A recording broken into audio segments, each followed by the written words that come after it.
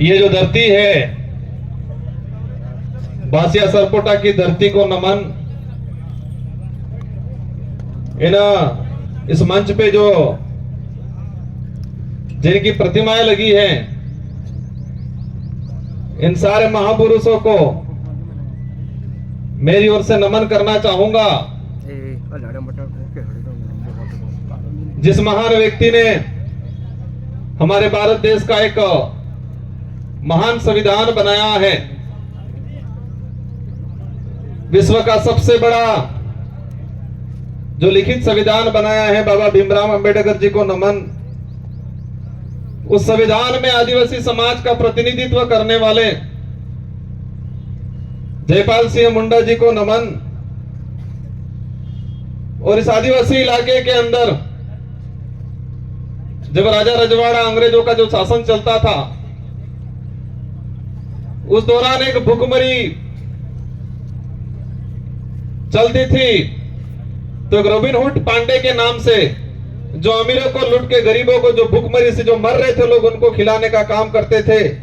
उन robin hood Pandey Tatia मामा को नमन करना चाहूंगा। इस पूरे इलाके में अगर भक्ति के क्षेत्र में बात करें और भक्ति के माध्यम से, शांति के माध्यम से आदिवासी समाज के अंदर जन जागृति लाके अंग्रेजों और राजा रजवाड़ों की गुलामी से बाहर लाने का काम किया। गोविंद गुरु महाराज को भी नमन करना चाहूंगा।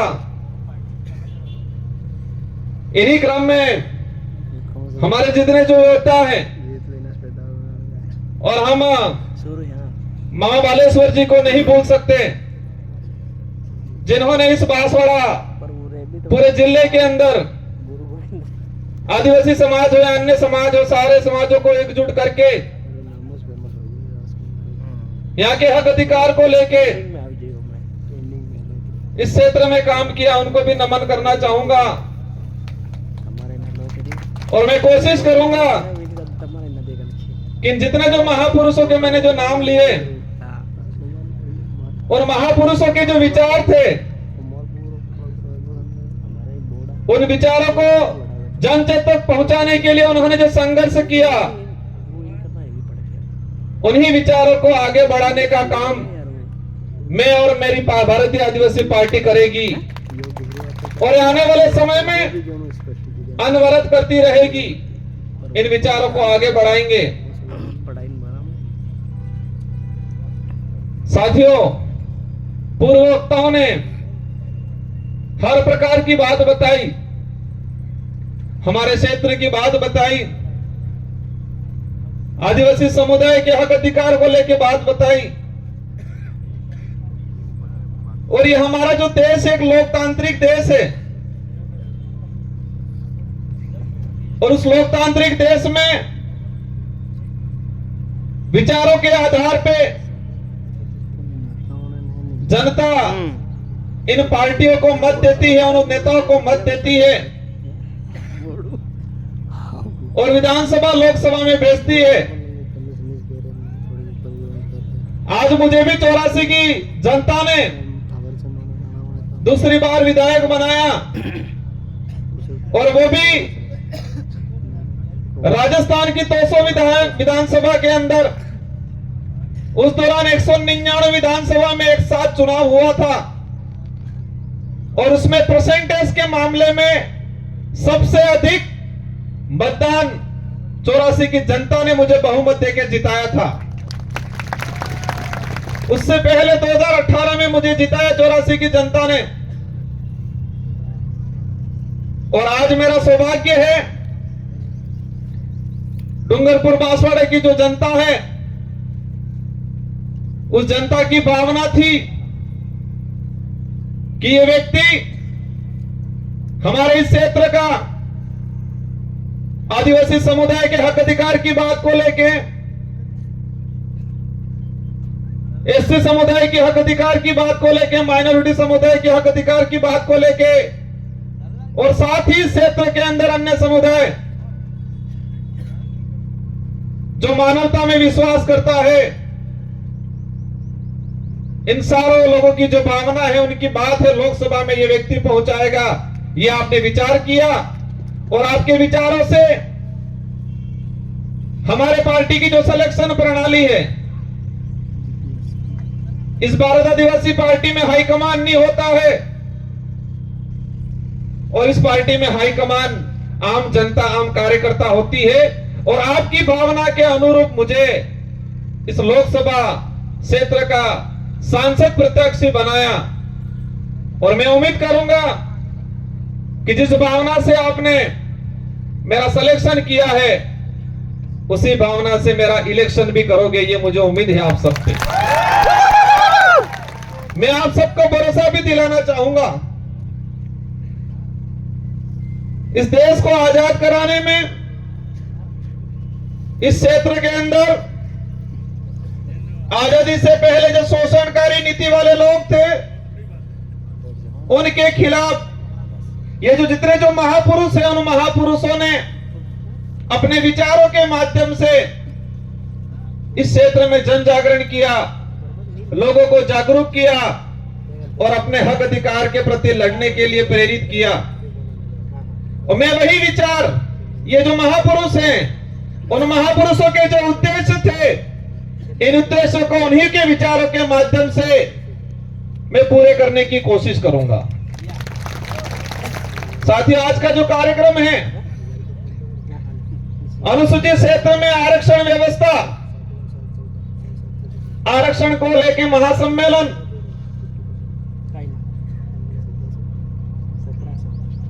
ये जो शब्द है, ये शब्द आते ही कई सवाल पैदा करता है अपने दिमाग में कि हमारा देश का संविधान लागू हुआ 1950 को और आज 2024 हो गया और अभी तक उस संविधान के अंदर जो प्रावधान थे, उन प्रावधानों को आज तक धरातल पे लागू नहीं किया। उस बात को लेके बांसवाड़ा, डूंगरपुर और पूरे देश का ST/SC माइनॉरिटी समुदाय संविधान को धरातल पे लागू करो, उस बात को लेके आंदोलन कर रहा है। बड़े दुख की बात है कि संविधान बना और देश पे जो लागू हुआ, हम कहते हैं 26 जनवरी 1950 को, लेकिन मूल रूप से उसके संविधान के अंदर जो प्रावधान थे, वो प्रावधान आज तक धरातल पे लागू नहीं हुए हैं।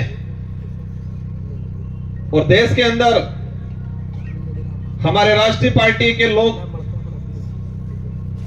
कहते हैं देश विकासशील से विकसित हो रहा है, कहते हैं विश्व के अंदर हमारे भारत देश एक विकसित राष्ट्र की श्रेणी में आने लग गया है। लेकिन देश के अंदर देखा जाए, आज से 5 साल पहले जिस 5वीं स्कूल के अंदर 70 बच्चे पढ़ रहे थे और आज उसी 5वीं स्कूल के अंदर 35 बच्चे पढ़ रहे हैं। आज से 5-10 साल पहले हमारे देश के प्रत्येक नागरिक पे जो कर्जा था, और आज देखें वो कर्जा 4 गुना तेजी से बढ़ रहा है। आज जो कुपोषण का जो स्थिति है, आज से 5 साल पहले जाएंगे तो इतना कुपोषण नहीं मिलेगा जितना आज कुपोषण है। जो देश में मीडिया के माध्यम से, मैं सारे मीडिया पे सवाल नहीं करना चाहता, लेकिन कुछ मीडिया वाले ऐसे लोग हैं जो देश की सच्चाई को छुपा रहे हैं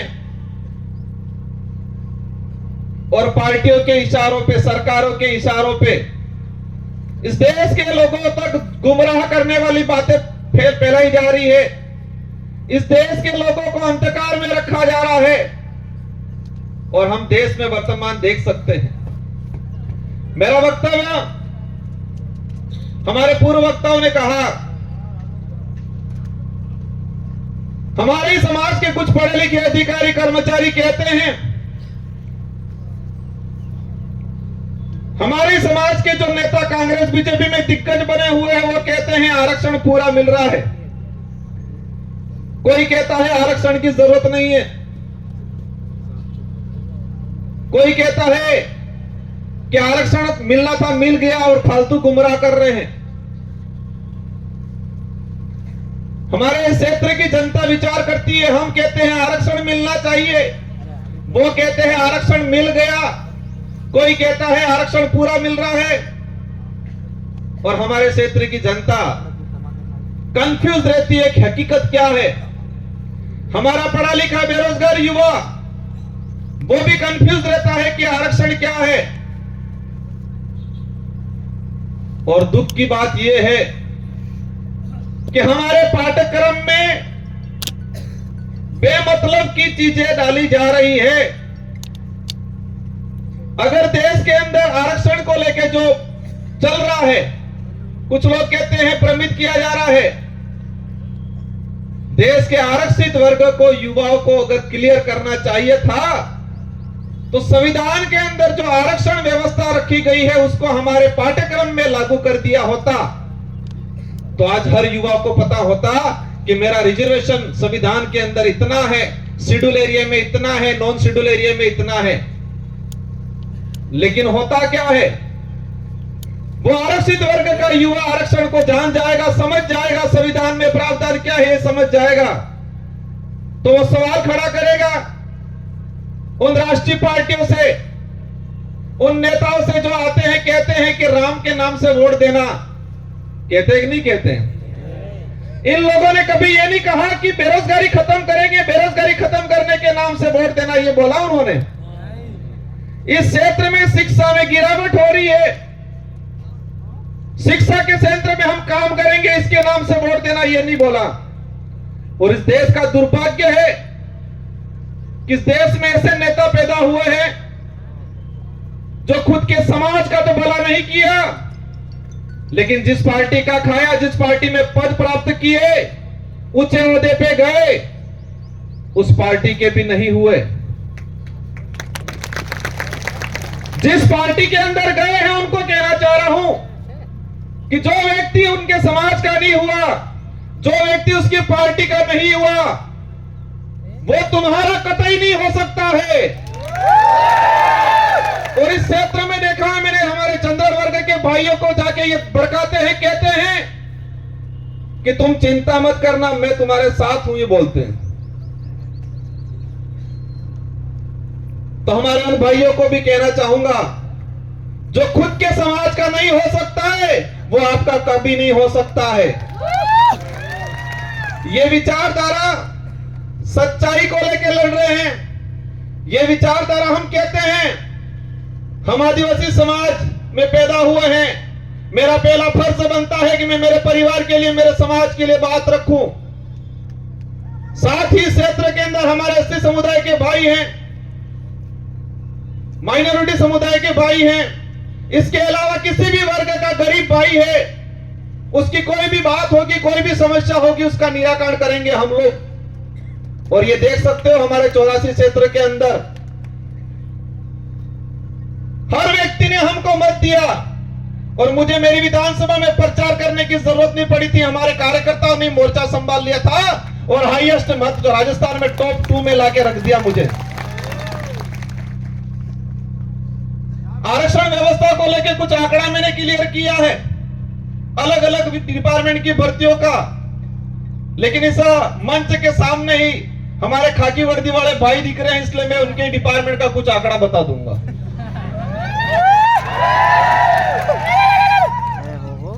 मैंने एक लेटर लिखा था 2020 में कि अनुसूचित क्षेत्र के अंदर आरक्षण व्यवस्था को लेकर 2013 के अंदर जो अधिसूचना जारी की है वो इस क्षेत्र के लिए काला कानून है, ये वर्ड यूज किया था मैंने अनुसूचित क्षेत्र के 1700 सरपंचों को पत्र लिखा था, सारे एमएलए एमपी को पत्र लिखा था, पूर्व एमएलए प्रधान को पत्र लिखा था।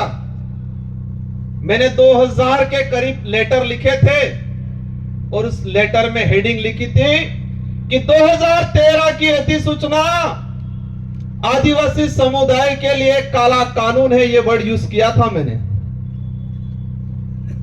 और उसी वर्ड को मैं आज एक्सप्लेन करना चाहूंगा, मैंने क्यों बोला था। ये समय का अभाव है, मैं शॉर्टकट निपटूंगा। हमारे साथ जो अन्याय हुआ है, हमारे साथ जो धोखा हुआ है, हमारे युवाओं की भावनाओं के साथ खिलवाड़ हुआ है, वो सभी गांठ बांध के रखना है, वो गुस्सा अंदर समाहित करके रखना है। और जब लोकतंत्र में एक अवसर आता है हर 5 साल में, उस दिन ये बदला एक साथ लेना है और उनका रगड़ा निकालना है। 2013 की अधिसूचना हुई पुलिस डिपार्टमेंट की भर्ती, 2013, 2016 और 2018 3 भर्तियों के अंदर 2312 कुल पद आए।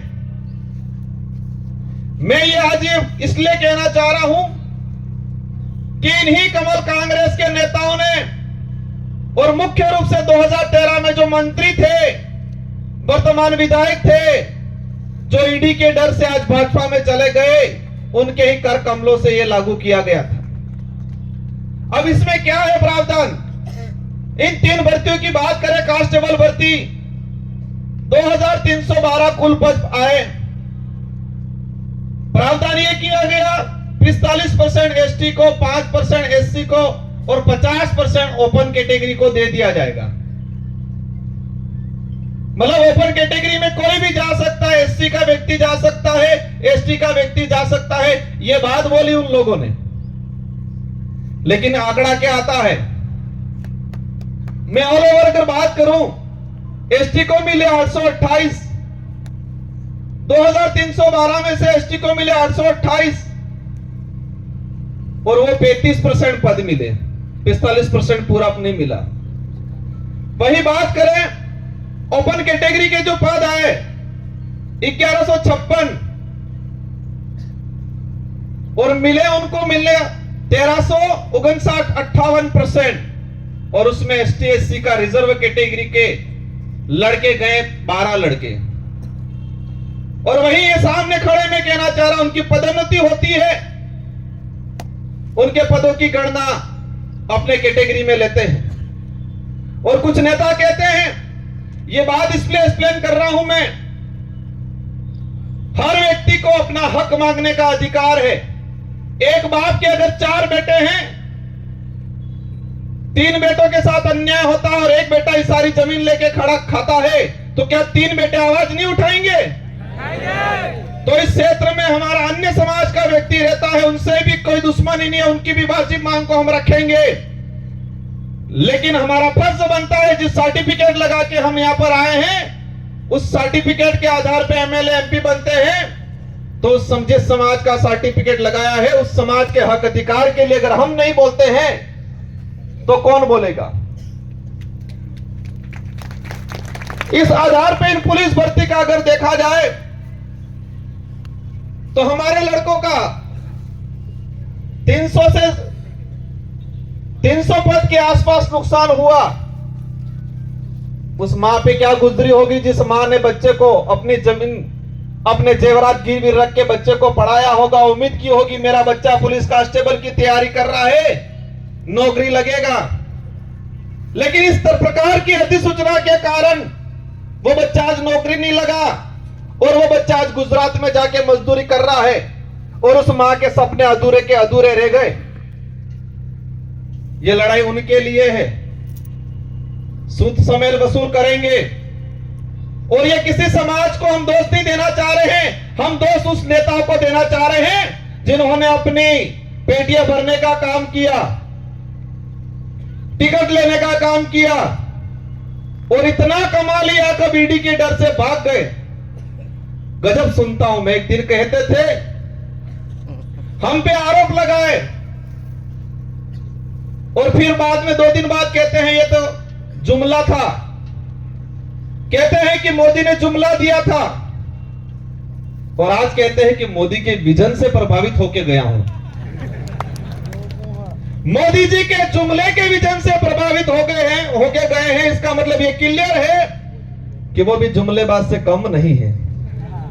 हमें उनसे भी पर्सनली कोई लड़ाई नहीं है, उनके कोई जमीन का बंटवारा हमारा नहीं है, लेकिन उनको इस क्षेत्र की जनता ने बड़ा लीडर माना था। हमारे बड़े बुजुर्गों ने आशा रखी थी उनसे कि ये नेता है बड़ा, हमारे लिए, हमारे क्षेत्र के लिए कुछ अच्छा करेगा। इन आशाओं पे पानी फेरने का काम किया है। मुझे कई जगह से जानकारी मिली, बुजुर्ग लोग जो रात दिन उस आदमी के लिए, उस पार्टी के लिए घूमते थे, खुद का पैसा खर्चा करके इन लोगों ने कई जनों से दुश्मनी ले ली उस व्यक्ति की वजह से, उस पार्टी की वजह से, और आज बेचारे वो बुजुर्ग लोग रो रहे हैं। आपको चिंता करने की जरूरत नहीं है। पूरे देश के अंदर यही भारत आदिवासी पार्टी है जो सच्चाई को लेकर लड़ने का काम करेगी। और आप देख सकते हो, उदयपुर संभाग की बात करें कि कांग्रेस कभी नहीं बात कर रही है कि शिक्षा अच्छी मिलनी चाहिए, स्कूलों में व्याख्याता लगने चाहिए, बेरोजगारी खत्म होनी चाहिए, हमारा अनाज जो पक रहा है उसको एमएसपी रेट मिलनी चाहिए, बात नहीं करेगी। बीजेपी भी वो बात नहीं कर रही है। बीजेपी कह रहे हैं मैं किसी भगवान या किसी धर्म का विरोधी नहीं हूं, लेकिन जो धर्म के नाम से, भगवान के नाम से वोट लेके राज करने का काम करते हैं, ऐसे लोगों का मैं घोर विरोधी हूं और विरोध करता रहूंगा। यहां पर हुआ था, जिनको आज हम ज्ञापन देने जा रहे हैं, ये माही विस्थापित होके लोग कडेनावर में, ये माही डैम से विस्थापित होके लोग प्रतापगढ़ में रह रहे हैं, आपके आसपास तो रह रहे हैं, लेकिन मध्य प्रदेश के नीमच के अंदर लोग रह रहे हैं। और जो ये डांस ऑफ इंडिया में जो 5 बच्चियां गई थी, जिनका आपने सबने नाम सुना होगा, गली गर्ल्स के नाम से जो लड़कियां है, नीमच में रहती है, झोपड़ियों में रहती है, उनके माँ बाप मजदूरी करते हैं, आज तक भी उनको जमीन का पट्टा नहीं मिला है। वो नीमच के नहीं है, ये माही से विस्थापित होके गए हुए लोग हैं। और आज कह रहे हैं हमारे यहां के लोग विस्थापित होके गए, उनको जमीन नहीं मिला आज तक। हमारे इन महापुरुषों ने अपनी जान गंवा दी इस क्षेत्र में सामाजिक जन जागरण के लिए, हक अधिकार के लिए। उनके नाम से नामकरण नहीं करना है, और ऐसे नाम से नामकरण करना चाह रहे हैं। करना है इस क्षेत्र में जो लोग थे, किसी भी समाज का व्यक्ति हो, एससी का हो, ओबीसी का हो, किसी भी जिस व्यक्ति ने इस क्षेत्र के लिए काम किया है, मामा बालेश्वर आदिवासी नहीं थे, लेकिन आदिवासी समाज आज उनको भगवान की तरह पूछता है क्योंकि आदिवासी के लिए काम किया। हम हर उस व्यक्ति का, हर उस समाज का सम्मान करेंगे जो मानवता में विश्वास करता है, और उस हर व्यक्ति और उस हर धर्म का विरोध करेंगे जो छुआछूत, भेदभाव, उच्च नीच करता है, उन सबका हम विरोध करेंगे, क्योंकि ये देश संविधान से चलता है। और आज बात करें, एक नारा लगाया जा रहा है 400 पार। क्या नारा लगा रहे हैं? 400 पार। अंग्रेजों और मुगलों ने इस देश को कम लूटा था, उससे भी खराब स्थिति से ये लोग इस देश को लूट रहे हैं। इसका असर आदिवासी या एससी को ही नहीं है, इसका असर पड़ेगा हर वर्ग के व्यक्ति को, आने वाले समय में भुगतना पड़ेगा। ये लोग बहुत बुरी तरीके से इस देश को लूट रहे हैं। एक वक्त था 2013 के अंदर वो नारा लगाते थे वही वो व्यक्ति कि न खाऊंगा न खाने दूंगा, और आज जितने देश के अंदर खाने वाले लोग थे उन सबको वो साथ में मिला के कह रहे कितना लाओ लाओ बंटवारा करते हैं। ये सारी बातें होगी, लेकिन हमको करना क्या है?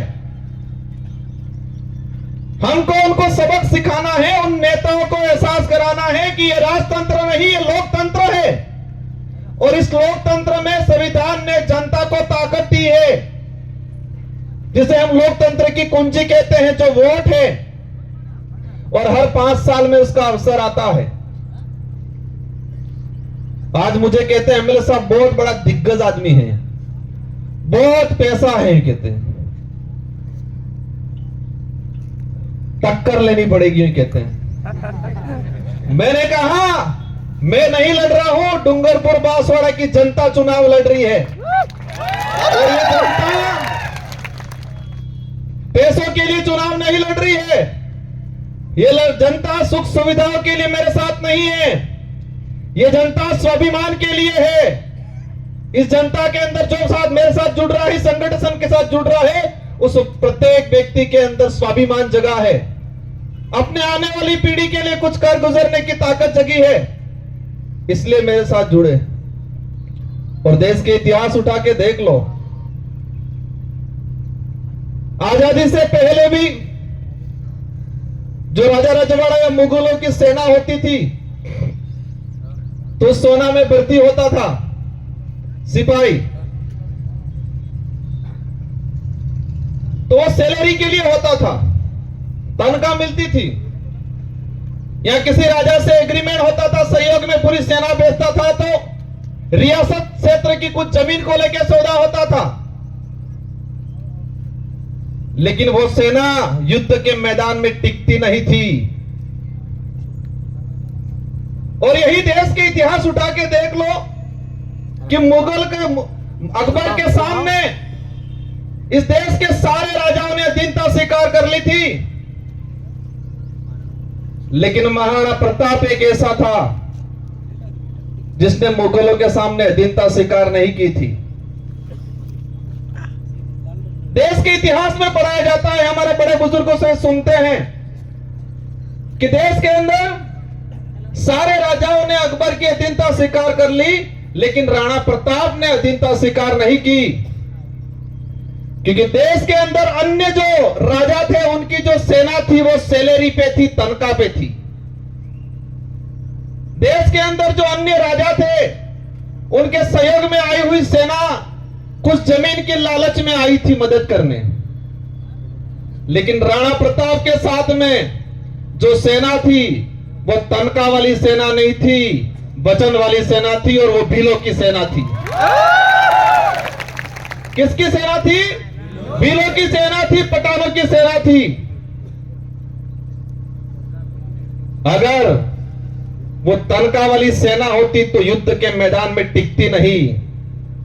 वो स्वाभिमान के लिए, अपने वचन के लिए गई थी राणा प्रताप के साथ, और इसीलिए देश के अंदर महाराणा प्रताप के नाम से उनको जाना जाता है। और उनके भाई थे शक्ति सिंह और जगमाल, वो भाई भी उनके साथ में नहीं थे। इससे यह सिद्ध होता है कि महाराणा प्रताप को किसने साथ दिया। उनके परिवार के लोग भी हट गए थे, वो भी मान सिंह की गोद में जाके बैठ गए थे। उस कुल के लोग हैं ये। और मुझे पता है कि इस कांग्रेस और बीजेपी के बहकाव में आके उनसे पैसा लेके ये काम नहीं करेंगे। ये लोग स्वाभिमान के लिए काम करेंगे, ये वचन के लिए काम करेंगे, आने वाली पीढ़ी के लिए काम करेंगे। मेरी बात को आप समझ गए होंगे कि हमारे लोगों ने महाराणा प्रताप को वचन दिया था, तनख्वाह नहीं ली थी। फौज में हमारे लोग भर्ती नहीं हुए थे, तनख्वाह की बेसिस पे नहीं हुए थे। पूरा गांव के सिपाही लोग, जवान लोग गए थे, वो वचन दिया था। और इस लड़ाई में, इस मैदान लोकसभा क्षेत्र में मुझे उम्मीद है पैसों वाली सेना नहीं टिकेगी, वचन वाली सेना टिकेगी। क्योंकि उनके साथ जो सेना है वो पैसों वाली सेना है, तनख्वाह वाली सेना है, तहारी वाली सेना है, और हमारे साथ वचन वाली सेना है, स्वाभिमान से जीने वाले लोग हैं। बातें बहुत सारी हैं, मंच आएंगे उस पे करेंगे। हमारी लड़ाई सीधी सी है कि इस क्षेत्र में संविधान के अनुरूप आरक्षण लागू हो जाए। यहां का कलेक्टर, एसपी, संभागीय आयुक्त क्लियर कर दे कि संविधान के भाग इसमें 5वीं अनुसूची के तहत क्या प्रावधान है, कितना आरक्षण मिलना चाहिए। आरएस भर्ती की अगर बात करें, हमारी जो मांग है दूसरी, प्रशासनिक सेवा के अंदर हमारे यहाँ के लोगों को प्रतिनिधित्व मिलना चाहिए। हमको एक लेलू बोर्ड दे दिया, दिनेश सेवा के अंदर भर्तियां देंगे, पद देंगे। और उसमें भी मैंने देखा 3 भर्तियां 2013, 2016, 2018। अनुसूचित क्षेत्र के अंदर दिनेश सेवा के 109 पद आए।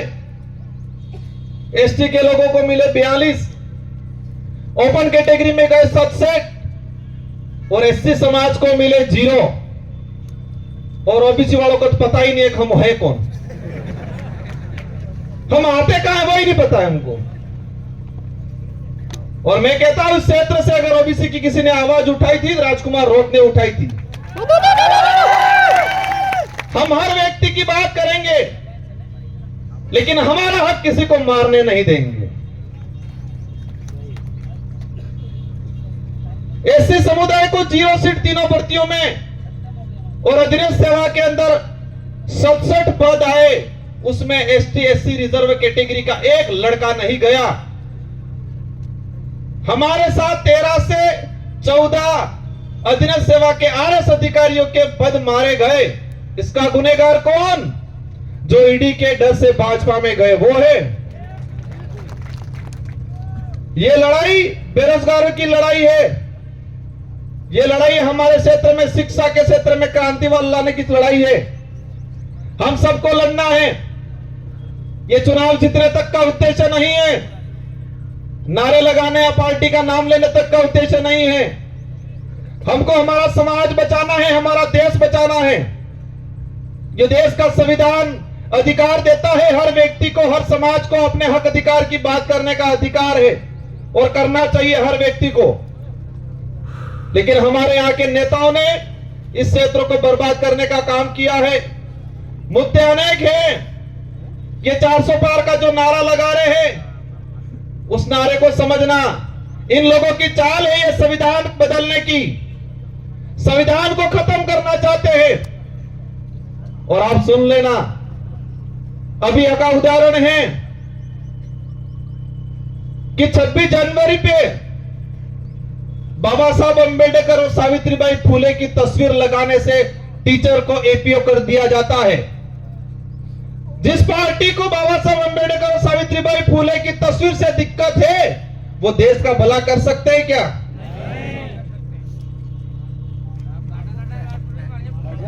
ये अंग्रेजों से भी बदतर स्थिति इस देश की करने वाले हैं। और हम सबको मिलके, और ये पार्टी कोई क्षेत्रीय पार्टी या इस डूंगरपुर, बांसवाड़ा, उदयपुर तक सीमित रहने वाली नहीं है।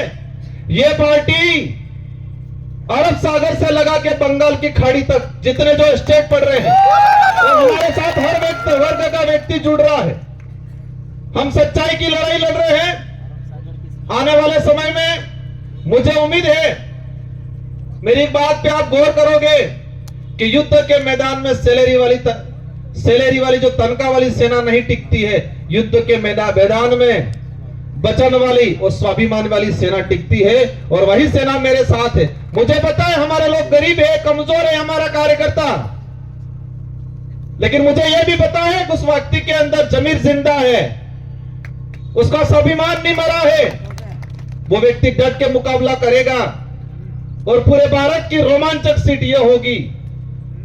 और मुझे दुख भी है, मेरे 84 के कार्यकर्ताओं का दुख है, मेरा भी दुख है कि 84 की जनता ने शानदार बैंडेड दिया था मुझे। मेरी भी इच्छा थी मैं 84 के अंदर ही रहूं, मेरे कार्यकर्ताओं की भी इच्छा थी 84 के अंदर रहूं, लेकिन बांसवाड़ा वाले ही नहीं माने। और आपको ये तेरवाने का काम करना है और ये बेड़ा पार करना है। इन्हीं शब्दों के साथ आप सबको धन्यवाद। एक बात और बोलना चाहूंगा, देश के अंदर भाजपा के नेता बहुत प्रताड़ित थे, और विशेषकर बांसवाड़ा में जो भाजपा के नेता बेचारे बहुत प्रताड़ित थे, हमसे भी ज्यादा प्रताड़ित थे। बचपन में बच्चा रहता था, मां कहती थी भूत आ जाएगा सो जाए।